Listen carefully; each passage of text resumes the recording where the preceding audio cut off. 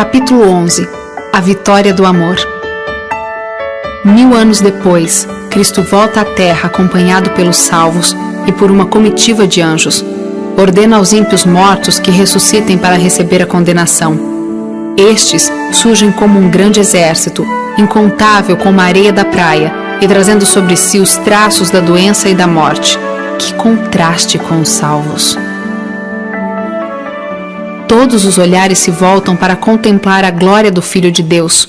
A uma só voz, as multidões dos ímpios exclamam: Bendito é o que vem em nome do Senhor. Não é o amor que inspira essa declaração, é o peso da verdade que faz surgir involuntariamente essas palavras em seus lábios. Os ímpios saem da sepultura exatamente como eram quando desceram a ela, com a mesma inimizade contra Cristo e com a mesma atitude de rebelião. Não terão outra oportunidade para corrigir os defeitos da vida. Disse o profeta: Naquele dia, os seus pés estarão sobre o Monte das Oliveiras, e o monte se dividirá ao meio. Descendo do céu, a nova Jerusalém repousa sobre o lugar preparado, e Cristo, com seu povo e os anjos, entram na cidade santa. Satanás toma a decisão de não se render no grande conflito. Reunirá sob sua bandeira os perdidos. Rejeitando a Cristo, aceitaram o governo do líder rebelde e estão prontos para receber suas ordens. Porém, fiel à sua astúcia original, ele não se apresenta como Satanás. Pretende ser o príncipe que é o legítimo dono do mundo e cuja herança foi dele extorquida ilegalmente. Apresenta a si mesmo como um salvador, garantindo a seus súditos iludidos que foi o seu poder que os tirou da sepultura. Torna forte aquele que é fraco e a todos inspira com seu espírito e energia, propondo-se a conduzi-los para tomar posse da cidade de Deus. Aponta para os incontáveis milhões que foram ressuscitados dentre os mortos e declara que, como seu líder, é capaz de retomar seu trono e reino. Naquela vasta multidão, há muitos que pertenceram ao povo de grande longevidade que existiu antes do dilúvio, pessoas de grande altura e gigantesco intelecto, indivíduos cujas maravilhosas obras de arte levaram o mundo a idolatrá-los, mas cuja crueldade e invenções más fizeram com que Deus os eliminasse da terra. Há reis e generais que jamais perderam uma batalha. Na morte não experimentaram mudança alguma. Ao saírem da sepultura, são movidos pelo mesmo desejo de vencer que os governava quando morreram. O ataque final contra Deus. Satanás consulta esses homens poderosos. Eles declaram que o exército dentro da cidade é pequeno em comparação com o seu, podendo ser vencido. Hábeis inventores constroem instrumentos de guerra. Chefes militares organizam em companhias e batalhões as multidões que possuem habilidade para a batalha. Finalmente é dada a ordem de avançar, e o incontável exército se põe em movimento. Exército tal como as forças combinadas de todas as épocas jamais poderiam igualar. Satanás assume a liderança. Reis e guerreiros estão em seu exército. Com precisão militar, as fileiras avançam juntas pela rachada superfície da terra em direção à cidade de Deus. Por ordem de Jesus, são fechadas as portas da Nova Jerusalém e os exércitos de Satanás se preparam para atacar. Então Cristo aparece diante de seus inimigos. Muito acima da cidade, sobre uma base de ouro polido, está um trono. Sobre este, assenta-se o Filho de Deus, e ao redor estão os súditos de seu reino. A glória do Pai Eterno envolve seu Filho. O resplendor de sua presença se estende para além das portas, cobrindo toda a terra com seu esplendor. Mais próximos do trono estão aqueles que uma vez foram dedicados na causa de Satanás, mas que, arrancados como tições do fogo, seguiram seu Salvador com intensa devoção. Em seguida, estão aqueles que aperfeiçoaram o caráter em meio de falsidade e incredulidade, que honraram a lei de Deus quando o mundo a considerava anulada, e os milhões de todas as épocas que se tornaram mártires pela sua fé. E além está a grande multidão que ninguém podia contar, de todas as nações, tribos, povos e línguas, com vestes brancas e segurando palmas. Terminou a sua luta. Foi ganha a vitória. O ramo de palmas é um símbolo de seu triunfo, e as vestes brancas são um emblema da pureza de Cristo que agora possuem. Em toda aquela multidão ninguém atribui a salvação a si mesmo como se a tivessem alcançado por sua própria bondade. Nada dizem sobre aquilo que sofreram. A nota fundamental de todo o cântico é: a salvação pertence ao nosso Deus e ao Cordeiro. Pronunciada a sentença contra os rebeldes. Na presença dos habitantes reunidos da terra e do céu, é realizada a coroação do Filho de Deus. E agora, investido de majestade e poder supremos, o Rei dos Reis pronuncia a sentença sobre os rebeldes que desobedeceram sua lei e oprimiram seu povo. Depois, vi um grande trono branco e aquele que nele estava sentado. A terra e o céu fugiram da sua presença, e não se encontrou lugar para eles. Vi também os mortos, grandes e pequenos, em pé diante do trono, e livros foram abertos. Outro livro foi aberto, o livro da vida. Os mortos foram julgados de acordo com o que tinham feito, segundo o que estava registrado nos livros. Quando o olhar de Jesus contempla os ímpios, eles se conscientizam de todo o pecado que cometeram. Veem onde seus pés se desviaram do caminho da santidade. As sedutoras tentações que promoveram na transigência com o pecado, os mensageiros de Deus que desprezaram, as advertências que rejeitaram, a misericórdia repelida pelo coração duro e que recusava o arrependimento, tudo aparece muito claro na mente deles. Acima do trono é revelada a cruz. Semelhante a uma vista panorâmica, aparecem as cenas da queda de Adão e as sucessivas etapas do plano da salvação.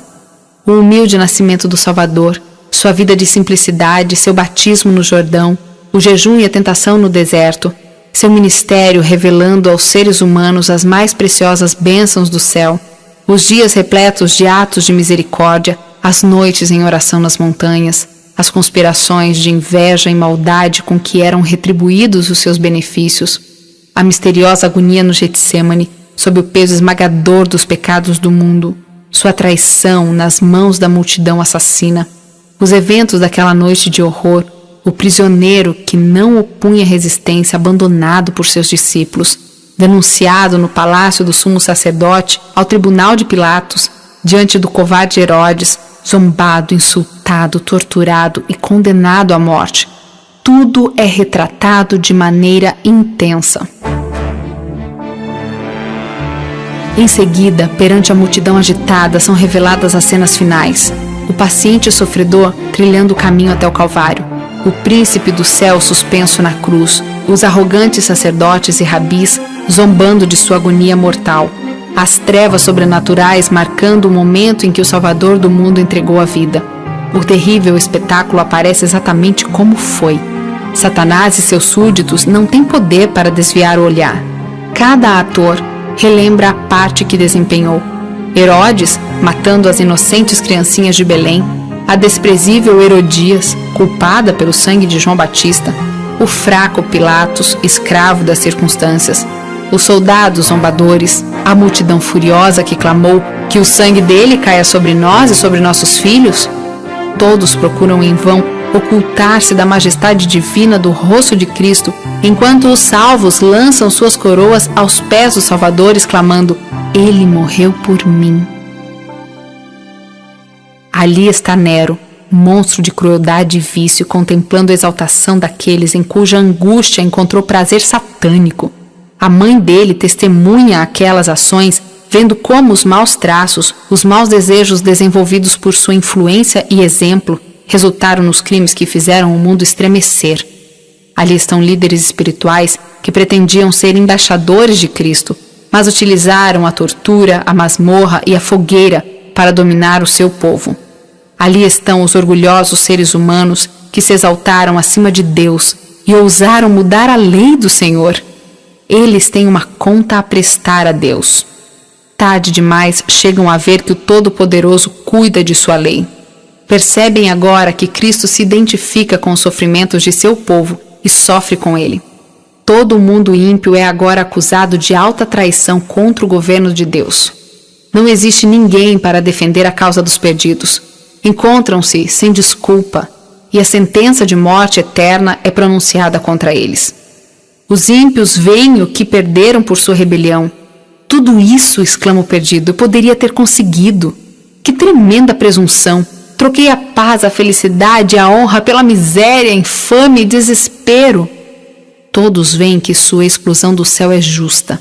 Através de sua vida declararam: não queremos que este homem, Jesus, reine sobre nós. Derrota de Satanás. Extasiados, os ímpios contemplam a coroação do Filho de Deus. Veem em suas mãos as tábuas da lei divina que desprezaram. Testemunham o irromper de adoração por parte dos salvos, e ao espalhar-se a onda de melodia sobre as multidões fora da cidade, todos exclamam: justos e verdadeiros são os teus caminhos, ó Rei das Nações. Ajoelhados, adoram o Príncipe da Vida. Satanás parece paralisado. Havendo sido uma vez o querubim principal, lembra-se de onde caiu. Está excluído para sempre do lugar em que recebeu tantas honras.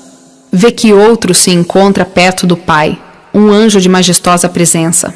Sabe que a elevada posição desse anjo poderia ter sido sua. A memória recorda o lar de sua inocência, a paz e contentamento que eram seus até se rebelar. Lembra-se de suas ações entre os seres humanos e os resultados disso. A inimizade das pessoas para com seus semelhantes, a terrível deterioração da vida, a destruição de reinos, os tumultos, conflitos e revoluções. Recorda seus constantes esforços em oposição ao que Cristo realiza. Quando contempla os resultados de seu trabalho, vê apenas fracasso. Inúmeras vezes, durante o grande conflito, foi derrotado e obrigado a se render. O objetivo do grande rebelde sempre foi provar que o governo de Deus era o responsável pela rebelião. Levou multidões a aceitar esse ponto de vista. Durante milhares de anos, esse conspirador tem apresentado a falsidade em lugar da verdade, mas agora é chegado o tempo em que devem ser revelados a história e o caráter de Satanás. Em seu último e grande esforço para ocupar o trono de Cristo, destruir seu povo e tomar posse da cidade de Deus, o enganador é completamente desmascarado. E os que se uniram a ele constatam o fracasso completo de sua causa. Satanás vê que sua rebelião voluntária o desqualificou para o céu. Durante todo o tempo esteve aprimorando suas habilidades para lutar contra Deus. Para ele, a pureza e a harmonia do céu seriam uma tortura infinita. Ele se curva e reconhece a justiça da sentença que recebeu. Todas as questões sobre a verdade e o erro no prolongado conflito foram finalmente esclarecidas. Os resultados da rejeição aos mandamentos de Deus foram revelados diante de todo o universo. A história do pecado permanecerá por toda a eternidade como testemunha de que a felicidade de todos os seres criados está ligada à existência da lei de Deus. O universo inteiro, tanto dos fiéis quanto dos rebeldes, de comum acordo declara: justos e verdadeiros são os teus caminhos, ó Rei das Nações. É chegada a hora em que Cristo é glorificado acima de todo nome. Foi pela alegria que lhe estava proposta, levar muitos filhos à glória, que ele suportou a cruz. Olha para os resgatados, renovados à sua própria imagem. Contempla neles os resultados de seu grande sofrimento e fica satisfeito. Com voz que atinge as multidões, justos e ímpios, ele declara: eis a aquisição de meu sangue, por estes sofri, por estes morri. Eliminação dos ímpios. O caráter de Satanás permanece sem mudança. A atitude de rebelião, como poderosa torrente, explode mais uma vez. Ele decide que não se renderá no último e desesperado conflito contra o Rei do Céu. Mas dentre todos os incontáveis milhões que seduziu a rebelião, agora ninguém mais reconhece a supremacia dele. Os ímpios estão cheios do mesmo ódio a Deus que inspira Satanás, mas percebem que seu caso é sem esperança. Sobre os ímpios ele fará chover brasas ardentes e enxofre incandescente. Deus envia fogo do céu. A terra se fende, chamas devoradoras irrompem de cada abertura no solo. As próprias rochas estão ardendo, os elementos são desfeitos pelo calor, e também a terra e tudo que nela há são queimados. A superfície da terra parece uma massa derretida, um vasto e fervente lago de fogo. Os ímpios são punidos de acordo com o que tinham feito. Satanás tem de sofrer não somente pela sua própria rebelião, mas por todos os pecados que levou o povo de Deus a cometer. Nas chamas, os ímpios são finalmente destruídos, raiz e ramos. Satanás é a raiz, e seus seguidores são os ramos. A penalidade completa da lei foi aplicada, satisfeitas as exigências da justiça. Está para sempre terminada a ação destruidora de Satanás. Agora as criaturas de Deus estão livres para sempre de suas tentações. Enquanto a terra está envolta em fogo, os justos habitam em segurança na cidade santa. Ao mesmo tempo que Deus é um fogo consumidor para os ímpios, para o seu povo é um escudo. Então vi novos céus e nova terra, pois o primeiro céu e a primeira terra tinham passado. O fogo que consome os ímpios purifica a terra. Todo vestígio de maldição é removido. Não existirá nenhum inferno a arder eternamente para manter diante dos resgatados as terríveis consequências do pecado. Lembranças da crucifixão. Apenas uma lembrança permanece. Nosso Salvador levará para sempre as marcas de sua crucifixão, os únicos vestígios da ação cruel do pecado. Através das eras eternas, os ferimentos do Calvário proclamarão louvor a Cristo e declararão o seu poder. Cristo afirmou a seus discípulos que iria preparar moradas para eles na casa de seu Pai. A linguagem humana é inadequada para descrever a recompensa dos justos. Apenas os que a contemplarem poderão conhecê-la. Nenhuma mente finita pode compreender a glória do paraíso de Deus. Na Bíblia, a herança dos salvos é chamada de pátria ou país. Ali, o pastor celestial conduz seu rebanho às fontes de águas vivas. Existem correntes de águas sempre a fluir, claras como cristal, e ao lado delas, árvores ondulantes projetam sua sombra sobre os caminhos preparados para os resgatados pelo Senhor. Ali, extensas planícies tornam-se colinas de beleza e as montanhas de Deus erguem seus elevados cumes. Nessas pacíficas planícies, ao lado daquelas correntes vivas, o povo de Deus, durante tanto tempo peregrino e viajante, encontrará um lar. Construirão casas e nelas habitarão. Plantarão vinhas e comerão do seu fruto. Já não construirão casas para outros ocuparem, nem plantarão para outros comerem. Os meus escolhidos esbanjarão o fruto do seu trabalho. O deserto e a terra ressequida se regozijarão. O ermo exultará e florescerá como a tulipa. O lobo viverá com o cordeiro. O leopardo se deitará com o bode. E uma criança os guiará. Ninguém fará nenhum mal, nem destruirá coisa alguma em todo o meu santo monte. A dor não pode existir no céu. Lá não mais haverá lágrimas nem cortejos fúnebres. Não haverá mais morte, nem tristeza, nem choro, nem dor, pois a antiga ordem já passou. Nenhum morador de Sião dirá, estou doente, e os pecados dos que ali habitam serão perdoados. Ali está a nova Jerusalém, a metrópole da nova terra glorificada. O seu brilho era como o de uma joia muito preciosa, como jaspe, clara como cristal. As nações andarão em sua luz e os reis da terra lhe trarão a sua glória. Agora o tabernáculo de Deus está com os homens, com os quais ele viverá. Eles serão os seus povos. O próprio Deus estará com eles e será o seu Deus. Na cidade de Deus não haverá mais noite, não haverá cansaço. Sentiremos sempre o frescor da manhã e isso nunca terá fim. A luz do sol será substituída por um brilho que não é ofuscante e, contudo, ultrapassa incomparavelmente o fulgor de nosso sol ao meio-dia. Os salvos andam na glória de um dia perpétuo. Não vi templo algum na cidade, pois o Senhor Deus Todo-Poderoso e o Cordeiro são o seu templo. O povo de Deus tem o privilégio de manter aberta a comunhão com o Pai e o Filho. Contemplamos agora a imagem do Criador como que refletida num espelho, mas naquele momento veremos a Deus face a face, e nada vai impedir esse contato direto. O triunfo do amor de Deus. Ali na nova terra, o amor e a simpatia que o próprio Deus plantou no coração encontrarão mais verdadeiro e suave exercício. O relacionamento puro com os seres santos e com os fiéis de todas as épocas, os sagrados laços que reúnem toda a família nos céus e na terra, Tudo isso contribui para a felicidade dos salvos. Ali, com alegria que jamais se cansará, mentes imortais contemplarão as maravilhas do poder criador, os mistérios do amor que salva. Todas as habilidades serão desenvolvidas, todas as capacidades serão ampliadas. Adquirir conhecimento não esgotará as energias. Os mais grandiosos empreendimentos poderão ser executados, alcançadas as mais elevadas aspirações, realizadas as mais altas ambições, e surgirão ainda novas alturas a atingir, novas maravilhas a admirar, novas verdades a compreender, novos objetivos a despertar as habilidades da mente e do corpo.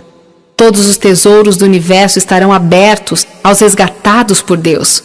Livres da mortalidade, levantarão voo incansável para os planetas distantes.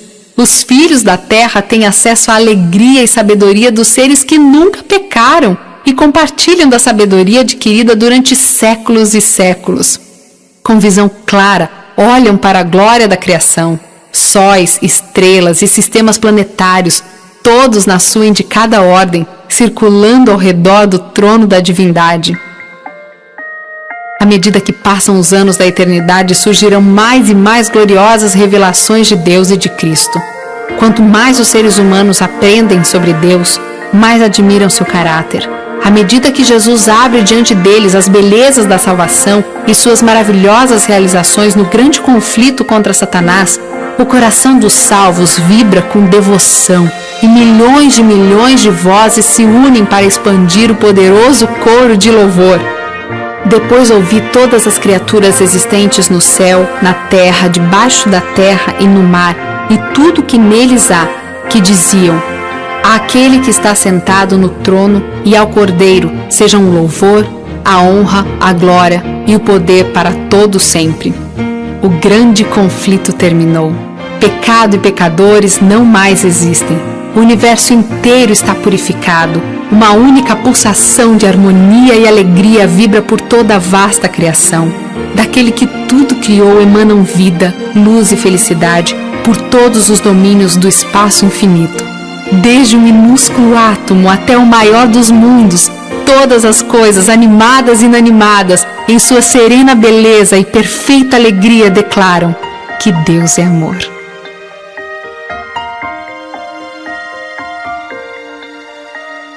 Se você gostou da mensagem deste audiolivro e deseja obter mais informações ou descobrir um de nossos locais de reunião próximo de sua residência, acesse o site www.esperança.com.br.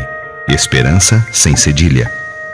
Você pode também entrar em contato conosco através do e-mail atendimento@esperanca.com.br ou escrever para Projeto Amigos da Esperança, Caixa Postal 7, Jacareí, São Paulo, CEP 12.300.970.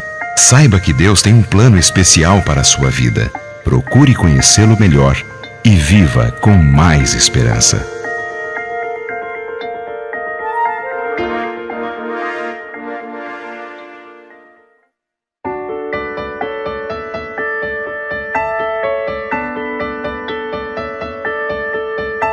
Você ouviu o audiolivro A Grande Esperança, de Ellen White. Leitura Fabiana Bertotti. Produção Clayton Antonelli. Trilha sonora Ed Schultz Henrique. Editora Casa Publicadora Brasileira.